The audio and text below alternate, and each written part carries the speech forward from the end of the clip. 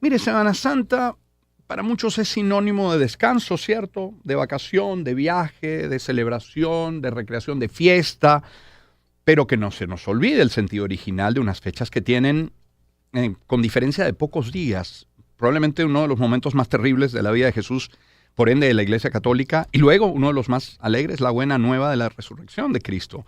Eso en un país mayoritariamente católico como el nuestro debe ser un llamado a la conciencia.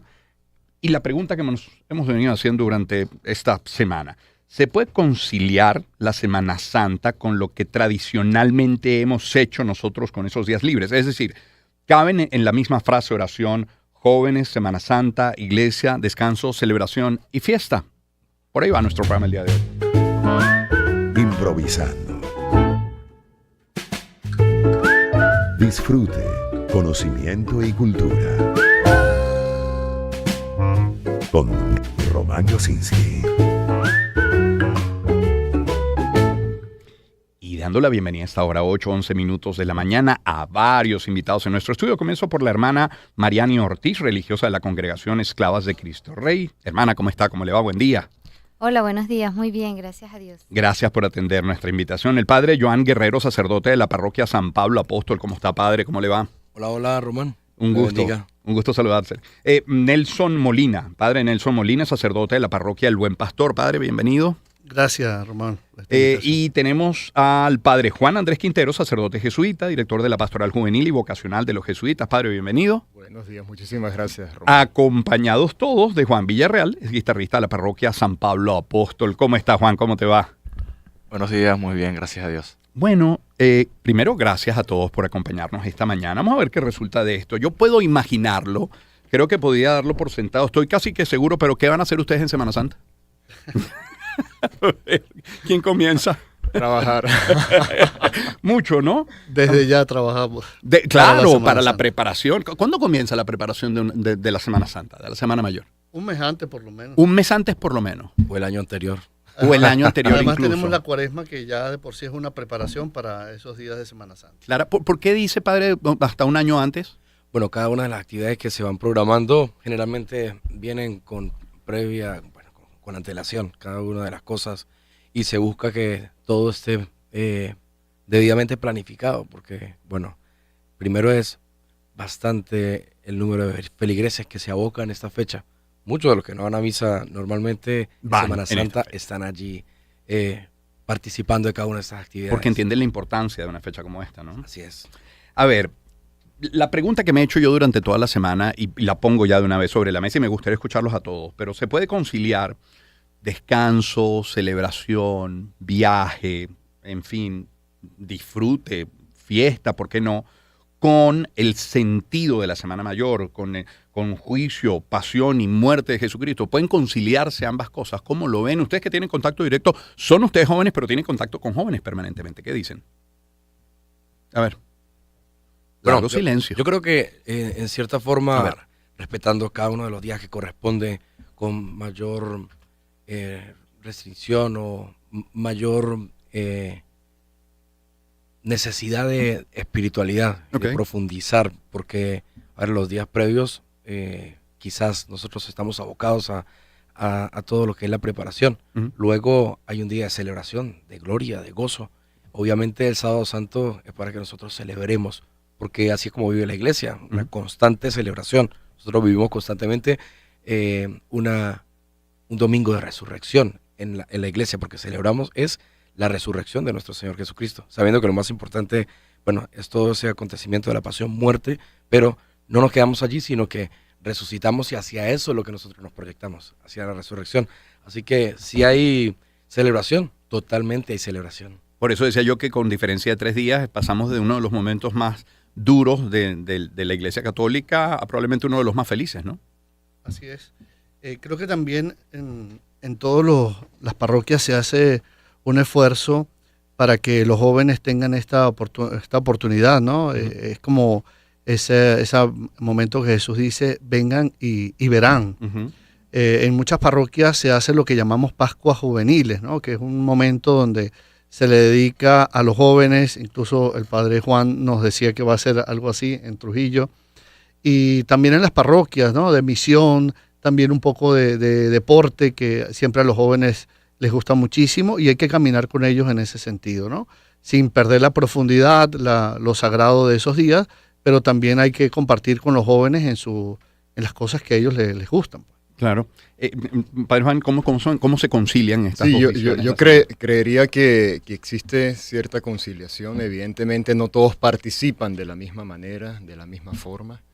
La cuaresma también es un tiempo previo de preparación, entonces tal vez hay gente que no llega a la cuaresma sin un tipo de preparación y participa en la Semana Santa, simplemente una misa, tú dices, bien, es una manera que tiene de vincularse.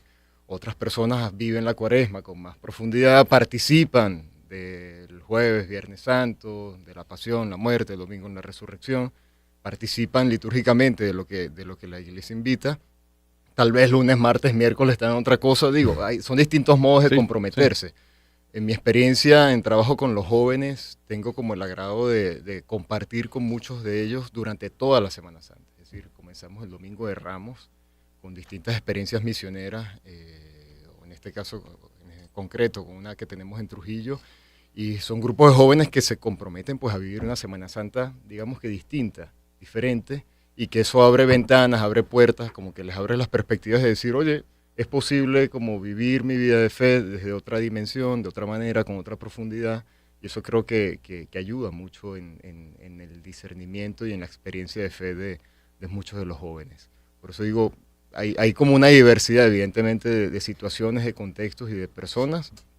En algunos casos tal vez hay gente que lo puede conciliar como su experiencia personalísima de fe. Sí. Hay gente que tal vez pues ni le interese, evidentemente. Y hay personas que intentan vivirlo pues a una profundidad y con unos supuestos tal vez que no son los comunes ni el día a día de su vida, pero que en experiencias puntuales, como se puede dar en Semana Santa, dicen, oye, quiero dedicarme este año a una Semana Santa distinta en este sentido, ¿no? Hermana Mariana, usted está muy calladita. Nos preocupa. A ver.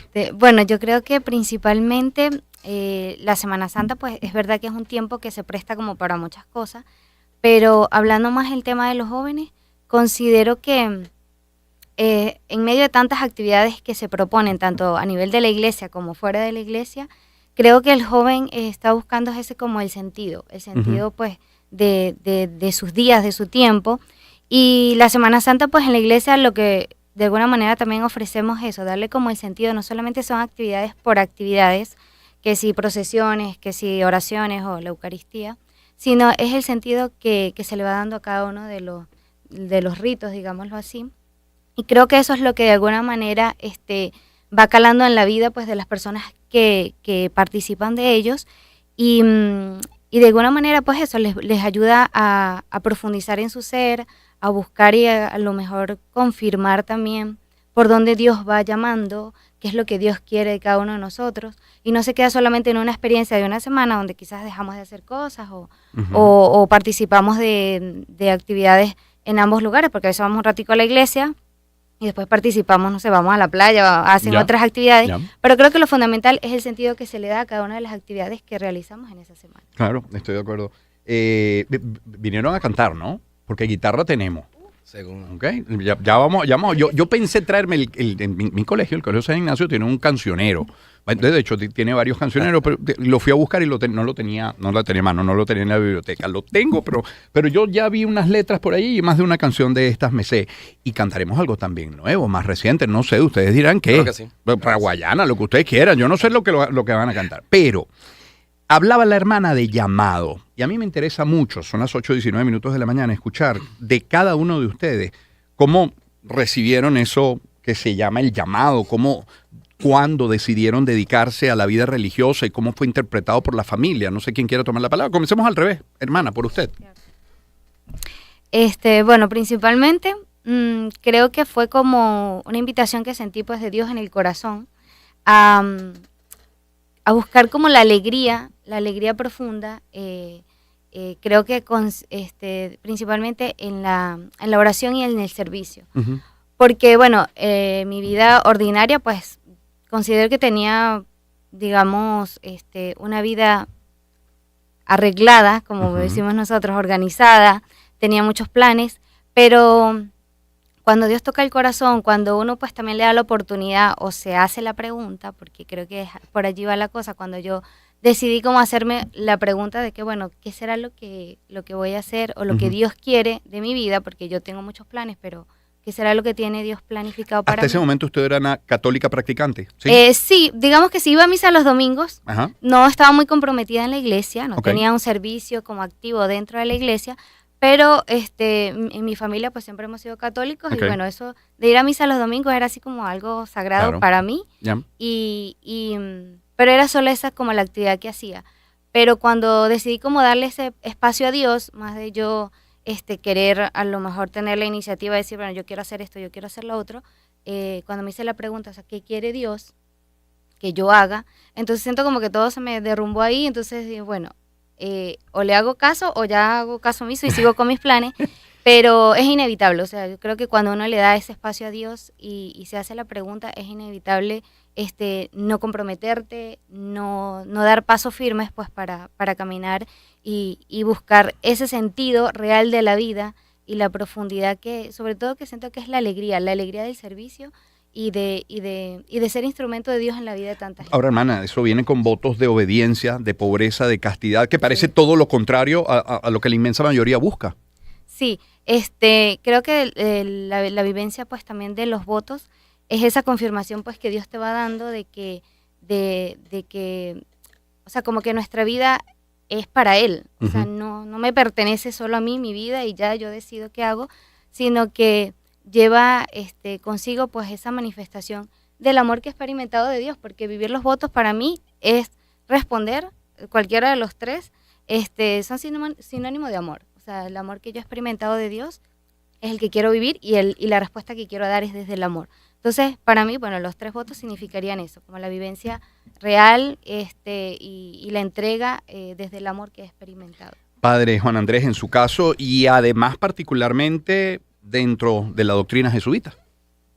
Pues sí, más que doctrina, pues la compañía de Jesús es mi hogar, ¿no? Sí. Es mi casa y mi familia.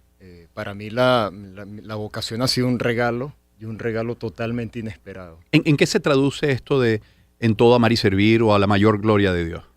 Pues que el llamado implica toda tu persona, todo lo que tú eres, todo lo que tú tienes, tus capacidades, talentos, sueños, tus zonas oscuras, tus sombras. El llamado abarca todo lo que es la persona, todo lo que uno es. Para mí el llamado ha sido, como he dicho, un regalo y un regalo inesperado, ¿no? No venía de grupos de iglesia, una vida católica, vamos a decir, light, y un encuentro para mí como que desarmó lo que tenía como estructura y desató la creación pues de un nuevo camino. ¿Cómo fue ese así. encuentro? ¿Se puede compartir? Sí, por favor. No, digo un encuentro porque no fue nada sobrenatural exacto, o por extraño, eso, sino quiero aterrizar más yo bien la idea. como estudiante, yo estudiaba Derecho en la Universidad Católica Andrés Bello, estamos hablando año 2008 aproximadamente, 2008, y me vinculo con un voluntariado que existía en ese momento para trabajar en la zona de frontera con Colombia, colombo-venezolana. Y me fui en cuarto año de la universidad, un mes por allá, a trabajar en un pueblito que se llama El Nula, en toda la frontera con Colombia, en el estado Apure. Y a mí eso me cambió la vida. Me tocó el corazón. Era trabajar a través de una organización que se llama Servicios Jesuitas Refugiados, o JRS en inglés. Sí. Y yo fui como estudiante de Derecho allá. Eso marcó para mí como un antes y un después en la vida. Yo regreso a Caracas, continúo con mi trabajo, continúo con los estudios en quinto año, pero decido al final de la carrera y digo, mira, esto a mí me marcó y me gustó y yo me quiero ir a trabajar allá a Apure. Entonces, recién graduado, terminé las clases un 15 de julio y el 1 de agosto estaba entrando a Guasdualito, estaba Apure, como abogado de la organización, allá a trabajar con los refugiados, que eran los colombianos que venían huyendo del conflicto armado colombiano en aquel momento. Viví allá 2 años y 2 años que para mí yo fui completamente y absolutamente feliz, y pleno y creo que para mí fue una escuela y le dio una orientación a mi vida. Y una orientación en el sentido de que encontré como un camino, fue también una vivencia de fe muy profunda, no solamente una vivencia de trabajo social, sino también una experiencia de fe muy bonita, que me cuestionó y me dijo, ¿y por qué no? Trabajaba con jesuitas, trabajaba en una organización de jesuitas, la parroquia en ese momento era de la Compañía de Jesús, y yo dije, ¿y por qué no? Si estoy tan feliz, estoy tan contento en esto, pero como que me puedo dar algo más, fue mi pregunta, ¿qué más puedo dar? Y dije, bueno, creo que puedo como que dedicarme enteramente todo mi tiempo, toda mi persona, toda mi vida a esto. Me encanta ese testimonio porque eso suele asociarse el llamado, y lo pongo entre comillas, con algo sobrenatural, como que una luz que aparece, como que una voz que uno escucha, abre como el cielo, un frío baja una mano, por en forma de ejemplo. nube. Y no, No es así. fue un viaje a Apure. Fue un viaje a Apure y conectar con lo verdaderamente importante en su vida, padre. En el caso de Joan, de Nelson, padres, ¿cómo fue ese llamado? Sí, bueno, cada llamado es una historia larga, Seguro. uno trata de resumirla lo más que Sí, puede, ¿no? sí, me imagino. Sí, bueno, hasta los 21 años de edad yo fui católico en dos momentos muy precisos. La primera comunión y la confirmación, ¿no? Ujú. De esto fui todo lo contrario quizás al ser católico. Yo soy de Mérida, me vine a la universidad aquí en Caracas. Y bueno, hacia el final de la universidad empecé a asistir a la iglesia, pasaron algunas circunstancias que me fueron llevando allí. Y bueno, me fui dando cuenta que esto de Dios era real, ¿no? Que había un Dios que me amaba y que se preocupaba por mí y que me llamaba a servirle. En ese momento, con 21 años, terminando la universidad, ya tenía planes de casarme, quizá una decisión un poco ligera en el momento, lo reconozco ahora, ¿no? Claro. Pero había planes Claro. de casarme. Pero bueno, me fui acercando a la iglesia y fui descubriendo en el servicio, en las cosas que Dios iba colocando en mi vida, que yo quería entregarme al servicio de Dios, pero no entendía cómo. Y bueno, poco a poco el mismo Señor me fue llevando por los caminos que me fue mostrando que Él quería que yo fuera sacerdote. O sea, eso es una historia muy larga, pero ¿Cómo se le dice eso a la novia, futura esposa? eso es enrollado. No debe ser fácil, ¿no? No es fácil, no es o fácil. sea, Yo recuerdo que la primera persona que se lo dije fue a mi mamá, la segunda persona fue a mi novia, y después yo vi que el problema era tan grande que le dije, no, esto deben ser cosas mías, vamos a... déjame que se me pase. Tuvimos 4 meses más de novios, pero no fue igual desde el día que yo decidí ser sacerdote, no pude tratarla nunca de la misma forma. Y bueno... O sea, el cambio ya se había hecho. Sí, y a los 4 meses ella misma me dijo, mira, Nelson, yo creo que Dios sí lo está llamando, yo no me voy a meter en eso.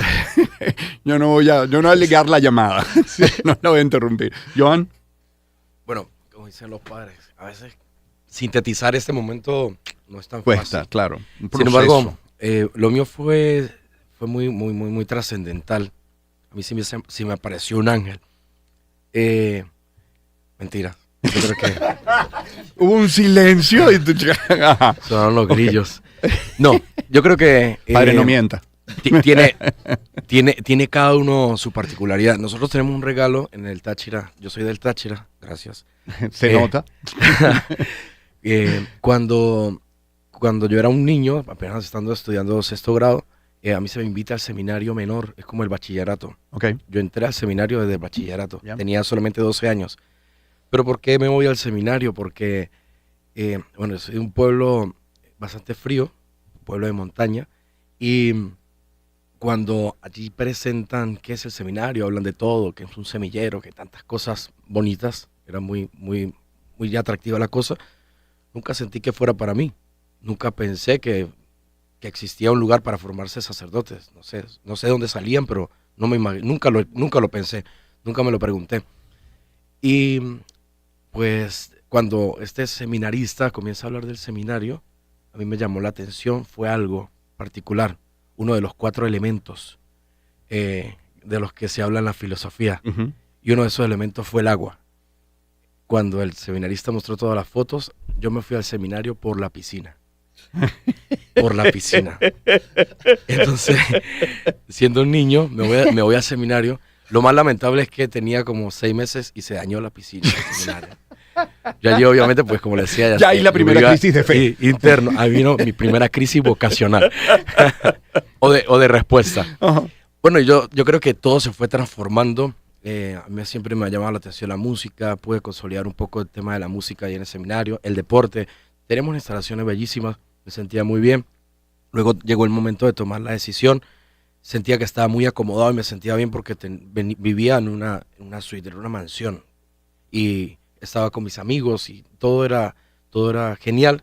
Ya luego pues comienzan a surgir otra serie de propuestas para qué hago con mi vida, ¿no? Yeah. Sin embargo, yo estaba ahí, seguía en el seminario, pero también con la propuesta de hacer cualquier otra cosa para mi vida. Me llama la atención la música, me llama la atención la vida militar, me llama la atención cualquier otra cosa, menos ser sacerdote. El día que me tocó tomar la decisión, quizás a quien más me costó fue a decirle a mis compañeros, porque si había alguien que era el que menos se identificaba con todo esto, ¿Usted? éramos 29 Sí. en el bachillerato, el que menos se identificaba con todo esto era yo. Y a quien decía que iba a seguir para el seminario mayor, a continuar la carrera, era como que, está loco, está loco. Y entonces lo mismo sucedió. Entonces guardé ese silencio allí, pero era un llamado allá, una cuestión que no la podía renunciar. No sabía qué era lo que sucedía dentro de mí, pero lo único que sabía era que el Señor me está llamando. Bueno, se fue dando todo esto y ahorita escuchaba al Padre hablar con aquella convicción y puedo decir, he vivido muy feliz. He sido muy feliz en lo que el Señor ha puesto en mis manos, el camino que he venido desarrollando. Creo que el sacerdocio, un padre me dijo desde que comencé después del bachillerato a los 16 años, no esperen a que le impongan las manos, que es el rito, Claro. y les unjan para vivir como sacerdotes. Vivan como sacerdotes desde ya. Yo creo que eso es lo que he tratado de hacer y me ha llevado a disfrutármelo al máximo. donde voy, donde quiera que estoy, en lo que me han encomendado, las misiones que la iglesia me ha puesto, me lo he disfrutado al máximo y puedo decir eso. Tal vez algunas personas pueden decir, pero ¿cómo, no? Pero puedo decir que soy enormemente feliz, feliz, pleno con este llamado que el Señor me ha hecho. Le digo, no fue nada así trascendental, fue muy, muy particular, muy material, pero aquí es donde digo yo, Dios se la juega para llamarnos, se la juega. De mil formas, cuando nos quiere a nosotros, utiliza los recursos Las que vías menos que sean, nosotros claro. nos imaginamos. Mire, luego de la pausa vamos a seguir esta conversación con nuestros invitados, pero bueno, siendo que tenemos una guitarra, que tenemos Juan Villarreal, que es guitarrista de la parroquia San Pablo Apóstol. Mire, yo aquí tengo varias letras, pero de pronto se me ocurre Vienen con Alegría, que creo que es una que no sabemos todos y que incluso quien esté en el carro a lo mejor se la puede cantar también, ¿no? Yo me acuerdo del padre Benito Ascune, cuando era rector del Colegio San Ignacio, interpretando esta canción, además dirigiéndonos a todos con aquella energía que tenía. La tocamos, ¿te parece? ¿Te parece? Vamos, Juan, arranca tú. Exacto, Juan el guitarrista, aclarando, Juan el guitarrista. Vienen con alegría, Señor, cantando vienen con alegría, Señor. Los que caminan por la vida, Señor, sembrando su paz y amor. Los que caminan por la vida, Señor, sembrando tu paz y amor. Vienen trayendo la esperanza a un mundo cargado de ansiedad, a un mundo que busca y que no alcanza caminos de amor y de amistad. Vienen con alegría, Señor, cantando vienen con alegría, Señor. Los que caminan por la vida, Señor, sembrando tu paz y amor. Nos vamos a la pausa.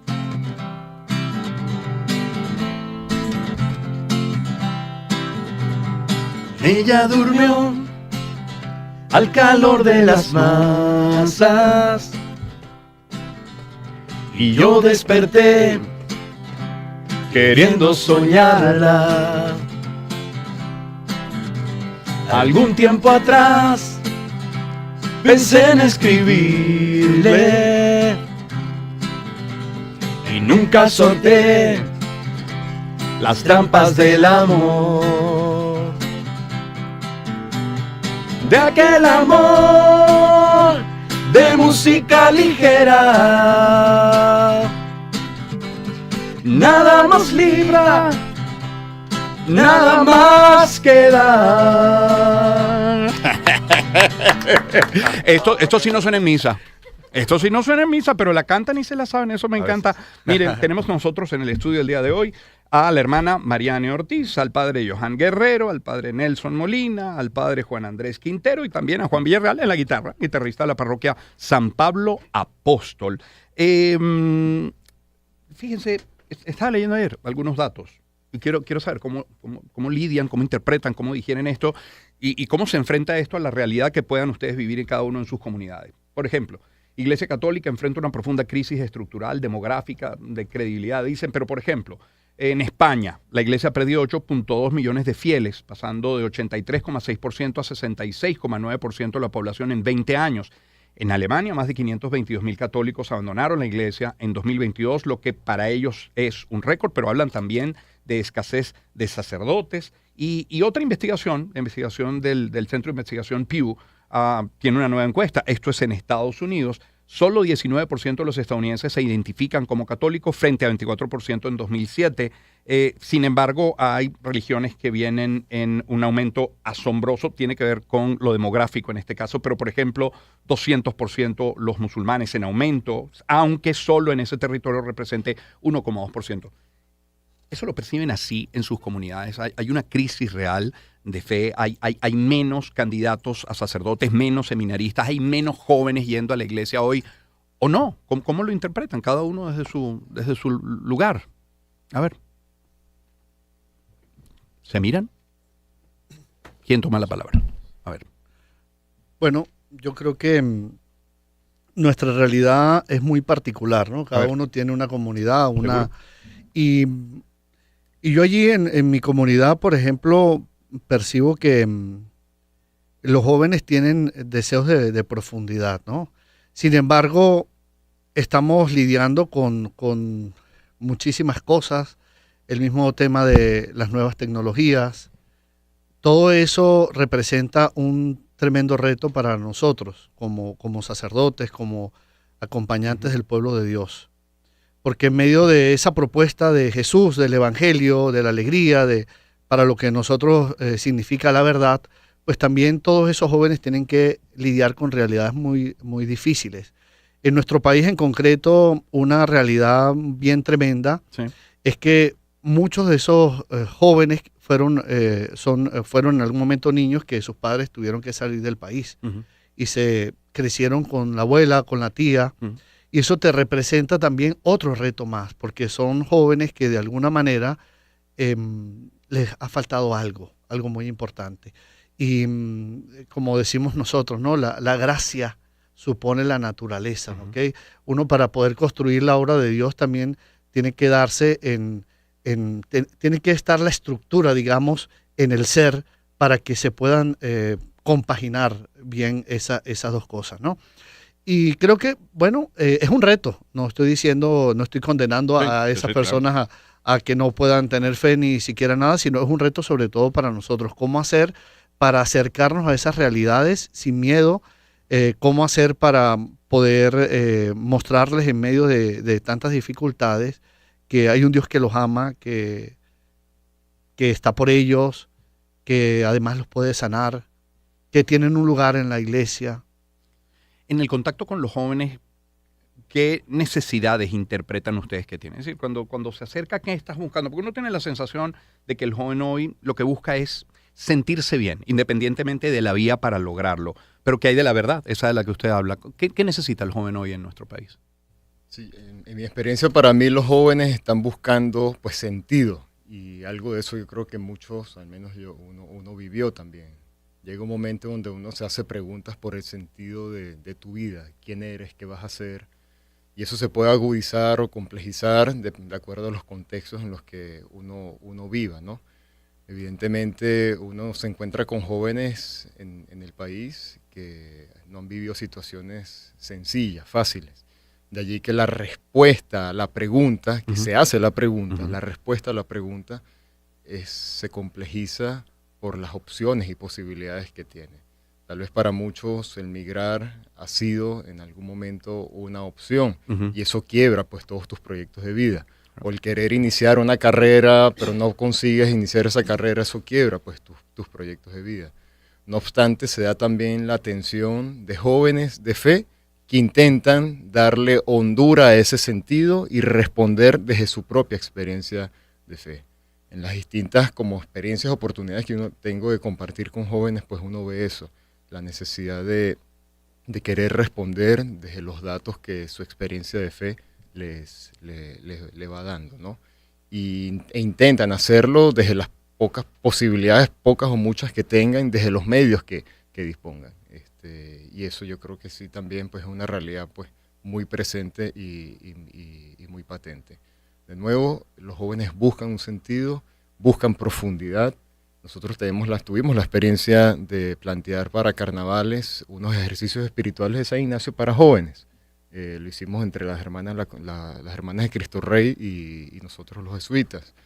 Y el nivel de inscripción que teníamos en los formularios era altísimo. Y eso se repite, sucedió el año pasado, se repite este año, hace 3 años era igual. Porque bueno, los jóvenes están buscando como esa profundidad.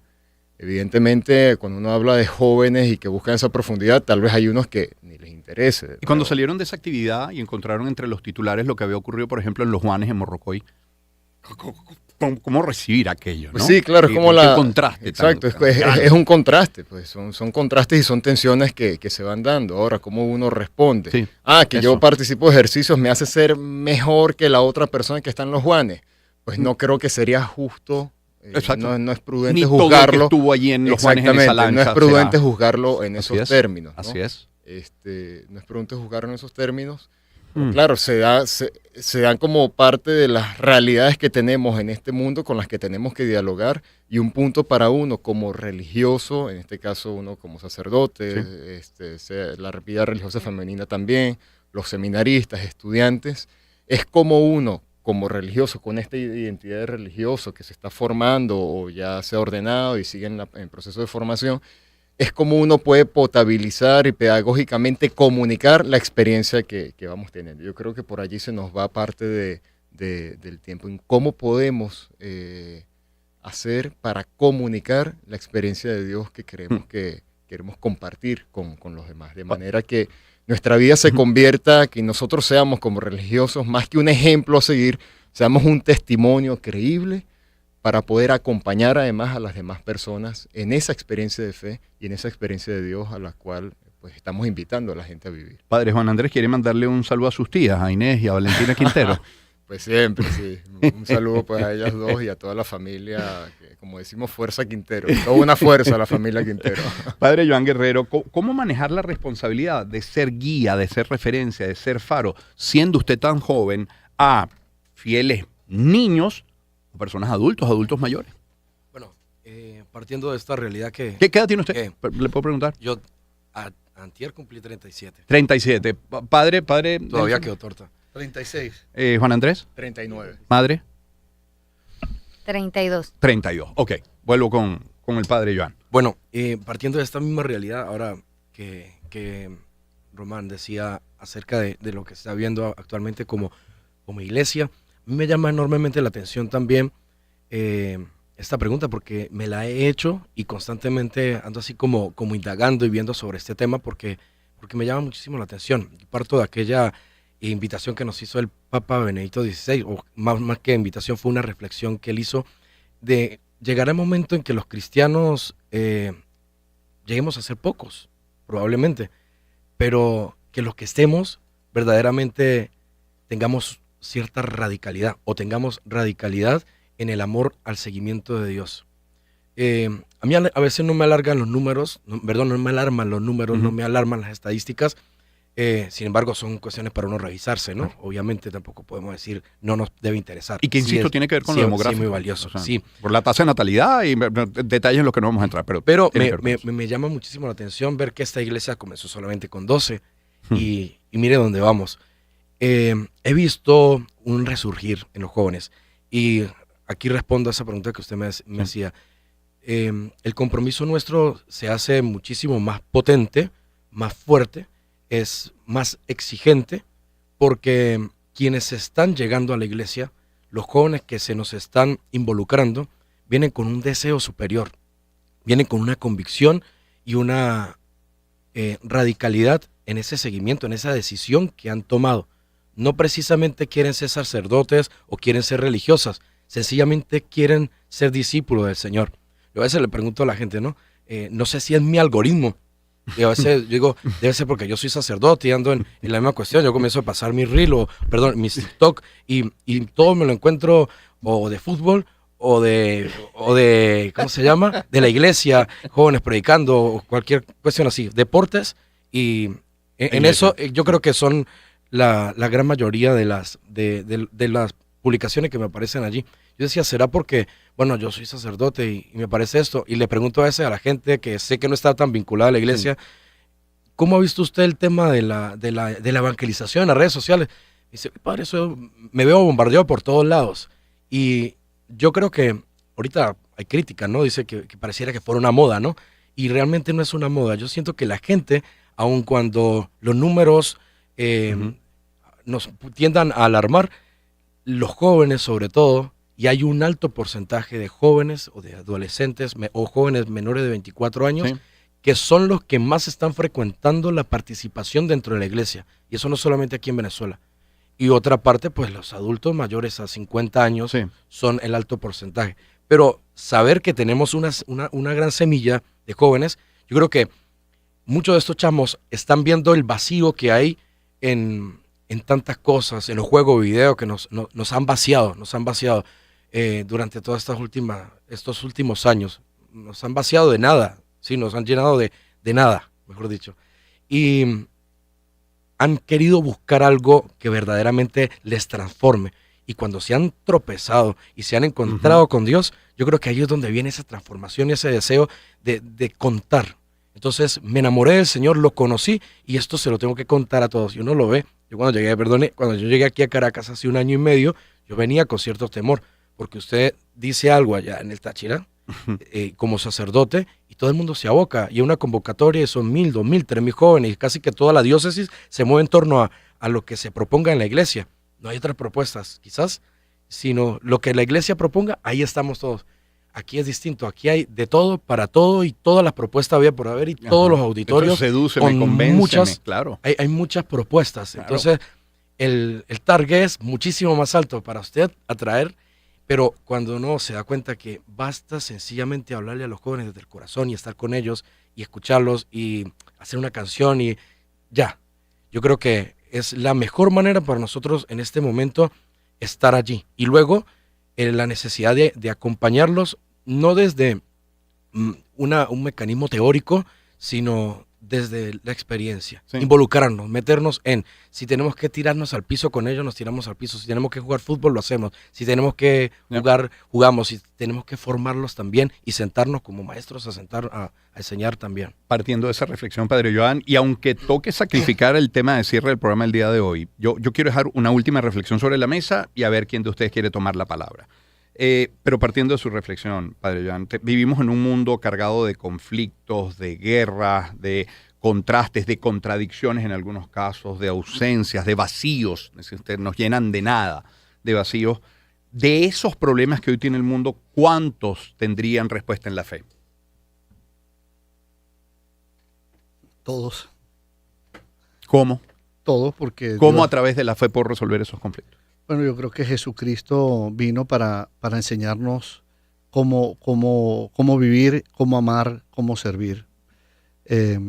Si nuestra vida no tiene repercusiones en el servicio, en la entrega a los demás, eso va a ser una vida muy, muy pobre. Creo que en la vida, cuando nosotros aprendemos que somos llamados a amar, a servir, todos los problemas tienen solución. No hay enfermedad que no pueda dejarse consolar si hay alguien que ame, que acompañe.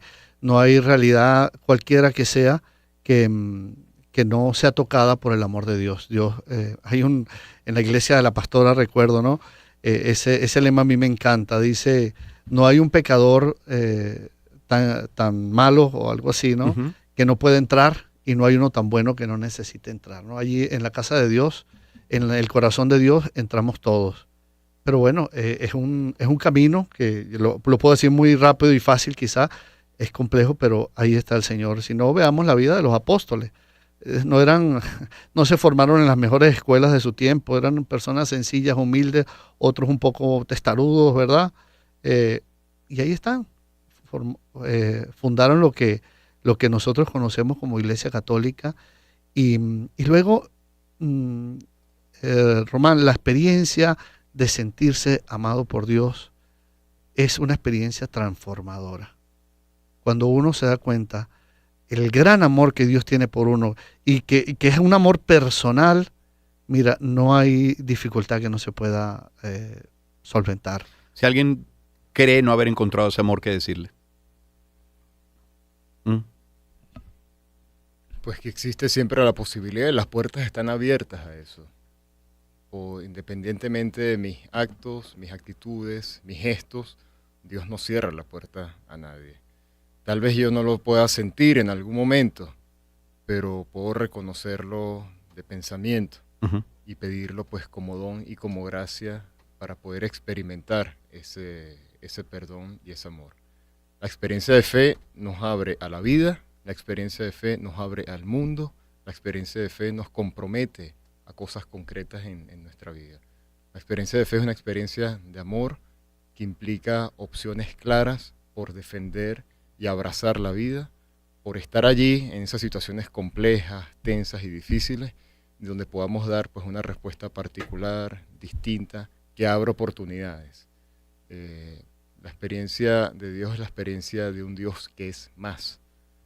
Cuando creemos que el camino está corto, cuando creemos que ya yo no puedo más, cuando creemos que no hay más respuestas, Dios se presenta como más, como el más, y que nos abre de nuevo a la vida, al amor, al compromiso, a la reconciliación. La voz del padre Juan Andrés Quintero. Les quiero agradecer. Joan, para cerrar. A mí me llama la atención eso y gracias, Román, por invitarnos a esta reflexión, ¿no? Yo creo que para todos los que están escuchando y quienes estamos aquí, todos esos vacíos, nosotros vivimos una constante búsqueda de llenar nuestro corazón, nuestra existencia con algo, algo que nos satisfaga. O sea, a veces yo digo, no puedo juzgar a alguien que busque en, no sé, no voy a decir cosas que normalmente buscamos porque podemos vernos aludidos, ¿no? Pero sí, hablamos del alcohol, la droga, la no sé qué, la brujería, tantas cosas. No juzgo a la persona que está buscando algo en su vida. Y yo creo que en este momento nosotros no necesitamos algo, nosotros necesitamos a alguien. Cuando cambiamos el objetivo de búsqueda, en ese instante vamos a sentirnos satisfechos. Si buscamos a Dios como algo, yo creo que va a ser una búsqueda de insatisfacción. Pero si buscamos a Jesús como alguien, como ese encuentro person to person, todo cambia. Les quiero agradecer a todos. Por razones de tiempo tengo que terminar abruptamente el programa, pero agradecer a todos nuestros invitados, a la hermana Mariani Ortiz, al padre Joan Guerrero, Nelson Molina, a Juan Andrés Quintero, a la guitarra que exprimimos poco hoy, Juan Villarreal, guitarrista de la parroquia San Pablo. Agradecer a todo el equipo, a nuestros aliados comerciales, Donsen, Grupo Lética, FC, Fotón, Por Tu Mesa, Zoom y Grupo San Simón Ken, con toda nuestra programación, comenzando con Enrique Hoffman, 9 en punto de la mañana, será hasta el próximo día lunes. Feliz fin de semana, todo el éxito en sus actividades de Semana Santa, pásenla bien. Amaneceres entre noticias.